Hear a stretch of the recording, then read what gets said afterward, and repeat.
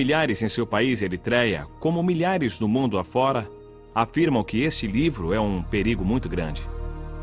Para esses cristãos, o que vocês verão agora seria considerado um milagre. Observem.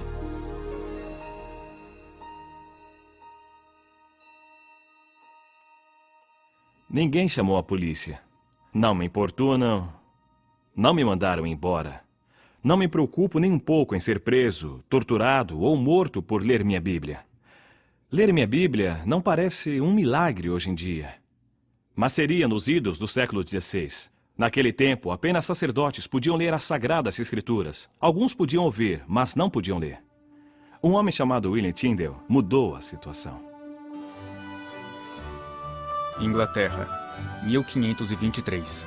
Tyndale achava que todos poderiam ler a Bíblia. Ele saiu de casa e fugiu para a Alemanha, onde traduziu a Bíblia para o inglês, imprimindo 6.000 exemplares. Essas foram as primeiras cópias da Bíblia em inglês. E Tyndale as contrabandeou para a Inglaterra. Seu inimigo mortal, o bispo de Londres, comprou todos os exemplares, pensando em queimá-los. A reação de Tyndale foi: "Ah, vai queimá-los? Pois eu muito me alegro, pois eu recebo o dinheiro dos livros e o mundo inteiro vai se indignar com a queima da palavra de Deus." Tyndale morreu antes que a Bíblia fosse livremente vendida em seu país. Suas palavras finais, ao ser enforcado e queimado por suas ações, foram: "Senhor, abra os olhos do rei da Inglaterra." Sua prece foi atendida. O que o Senhor exige: pratique a justiça, ame a fidelidade e ande humildemente com seu Deus. Hoje, evidências da influência da Bíblia são comuns na sociedade ocidental. É até comum sua exposição pública, tão normal que chega a permear fatos da vida diária. Porém, isso é um milagre. A Bíblia está disponível para todos nós. Qualquer um pode comprá-la e lê-la sem medo. O que Isaac na Eritreia não daria para ter essa liberdade. E nós aproveitamos essa liberdade? Nós nos alegramos com ela? Usufruímos dela lendo a palavra e praticando-a? Não seria terrível se os que são proibidos de ler a Bíblia fizessem melhor uso dela que os que podem ler livremente? Um velho pastor chinês uma vez disse: "Existem apenas 3 tipos de cristãos no mundo e apenas um é verdadeiro. O primeiro tem a Bíblia, mas não a lê.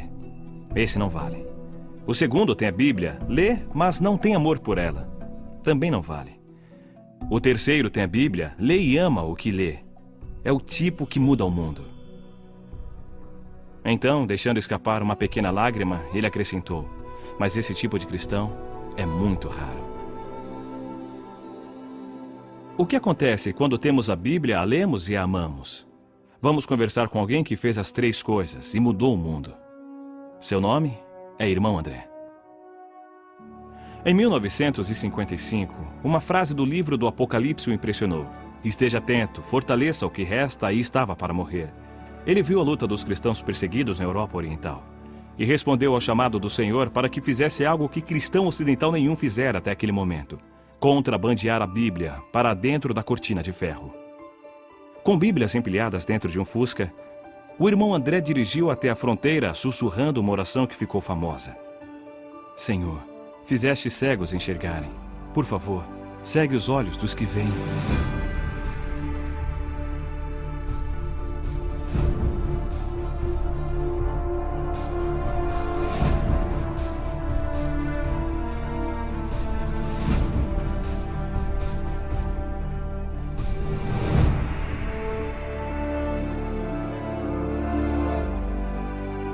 Deus respondeu à sua oração.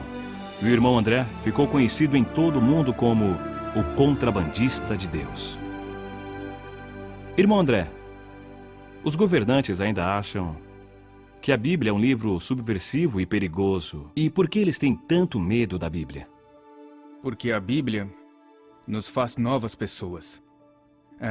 Qualquer sistema no poder, religioso ou político, teme a hora em que Deus entra na vida de alguém, porque agora ela serve a um novo rei. O apóstolo Pedro disse em Atos que devemos obedecer antes a Deus e depois aos homens. De repente, quem está no poder perde o controle sobre o homem que lê o livro.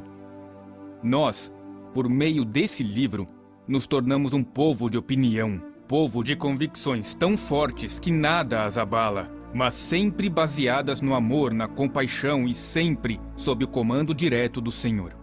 E quanto aos cristãos que não vivem sob regimes totalitários? Há sentido em dizer que a Bíblia é um livro perigoso, mesmo vivendo numa sociedade livre? Sim, e essa é a razão dos ataques contra nós cristãos porque lemos a Bíblia. O método é diferente, o efeito é o mesmo. Somos muito ocupados para ler toda a Bíblia. Nós seguimos alguns trechos, passagens selecionadas, versículos. Devemos nos tornar pessoas segundo a Bíblia, ler o livro inteiro, toda a obra, pelo menos uma vez ao ano. Se é demais, você é preguiçoso. Como esperar que o Senhor o abençoe, o use e o proteja se tem preguiça de ler sua palavra, pela qual milhares de pessoas foram mortas, profetas foram mortos por ela, os apóstolos foram mortos por ela, mártires da história da igreja morreram por ela, hoje pessoas morrem por ela, e deixamos a Bíblia na estante? Há uma história de uma família na Holanda, onde eu morei. Um pequeno garoto encontrou a Bíblia da família coberta de pó.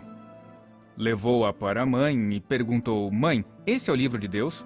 A mãe olhou o livro e disse: "Claro que é o livro de Deus." E ele falou: "Por que não o devolvemos, já que não usamos?" Há pessoas que desejarão percorrer o caminho que você trilhou. Então, dê-lhes um ponto de partida pelo qual poderão começar a viver segundo a Bíblia. Qual seria este ponto? Uma das minhas orações ainda é: Deus, faz-me verdadeiro. Eu aconselho que, ao ler a palavra, diga: Senhor, fale comigo, e o que me disseres, eu farei. E surgirá uma nova vida de aventura que o espantará. Deus o provará. Se Deus não o provar, me surpreenderei. Se você nunca for atacado pelo diabo, me surpreenderei. Mas como? Eu não sou digno de um ataque? Você pede por problemas quando segue a Jesus radicalmente. Mas nos problemas diga: aleluia, eu estou no caminho certo. Siga o livro, siga. Siga o livro. Isso mudará a sua vida. E é aí que surge o perigo. É quando precisamos que a igreja perseguida nos mostre o caminho. Durante a Guerra Fria, eu conheci um fazendeiro da Tchecoslováquia que jamais havia visto uma Bíblia. Ele pregou por 20 anos baseado em 10 capítulos de Atos e em 4 de 1 Timóteo, copiados à mão por sua mãe. Aquelas poucas páginas eram tudo o que ele conhecia da Bíblia. Quando lhe dei uma Bíblia inteira pela primeira vez em sua vida, ele ficou chocado.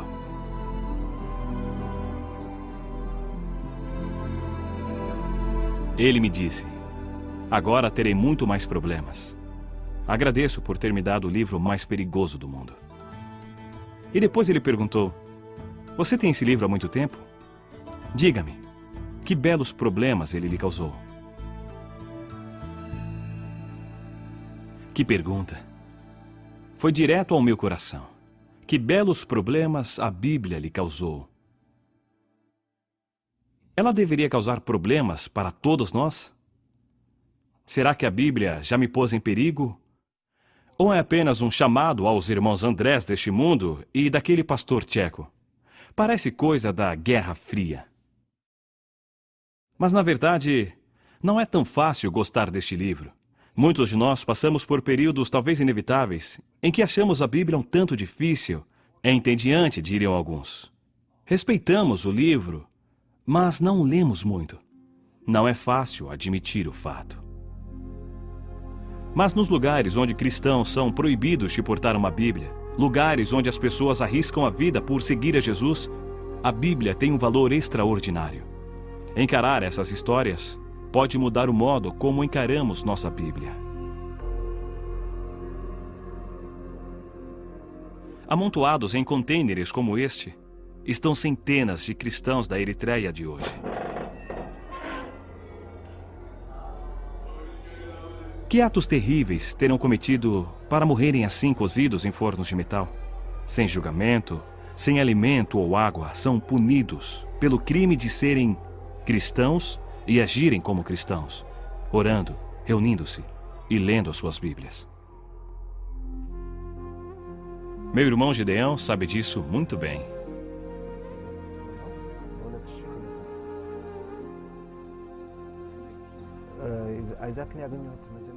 O comandante de Isaac costumava dizer que não o trocaria por 10 outros soldados.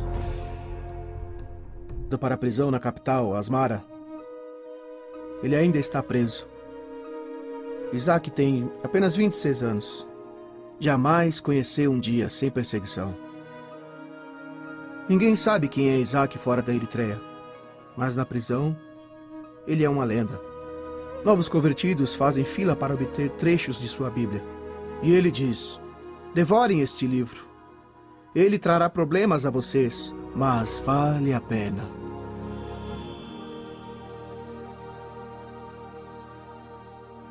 Passou muito tempo desde que Tyndale morreu por contrabandear Bíblias para a Inglaterra. Perseguição por ler a Bíblia já é passado na Inglaterra. Mas a história de Isaac abre os meus olhos para uma incrível liberdade que eu desfruto. Liberdade que Isaac jamais terá. Não sei quanto a vocês, mas a realidade de Isaac sofrendo na prisão de Eritreia abala o meu mundo confortável. Muda a minha visão da Bíblia. Transforma a seriedade do meu compromisso.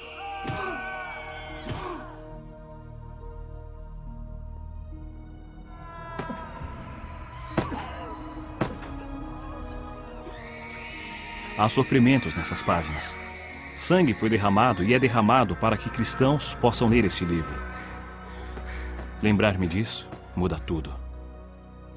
Este é meu pacto de Isaac. Isaac manteve-se firme e jamais assinou um papel dizendo que não leria mais a Bíblia. Eu me comprometo a ler a minha Bíblia de outro jeito. Primeiro, eu me alegrarei com a liberdade que tenho de abrir esse livro e lê-lo sem medo. Não vou mais subestimar isso.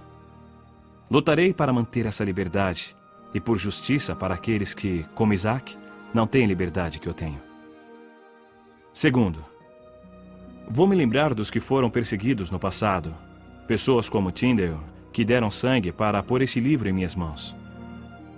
Todo o país ocidental tem um Tyndale em seu passado. Lembrarei de orar por cristãos perseguidos que nesse momento arriscam suas vidas para oferecer a palavra de Deus aos seus compatriotas. Terceiro, eu serei radical em meu compromisso de ler e obedecer este livro. O irmão André disse: examine o livro e deixe que o livro examine você. Siga o livro. Lute pela justiça, ame a misericórdia, sirva a Deus. Talvez eu encontre problemas, o melhor tipo de problema. Problemas pela causa de Cristo. Nunca mais verei este livro da mesma maneira. Ele é perigoso? Depende. É seguro sobre a mesa ou numa prateleira. Mas quando abro e leio, sou desafiado. Devo ser sincero comigo mesmo em minhas intenções. Deus pergunta: você seguirá o meu livro? E se eu disser sim, serei mudado. E isso é perigoso. É uma transformação na vida. E quanto mais eu ler, mais o Senhor me pedirá para segui-lo. E mais problemas eu terei. Mas ao longo do caminho, haverá muita alegria por confiar a própria vida nas mãos de Deus. Que lição poderosa mostrou Isaac, preso por causa de Jesus Cristo na distante Eritreia. Sigam o livro. Sigam o livro perigoso.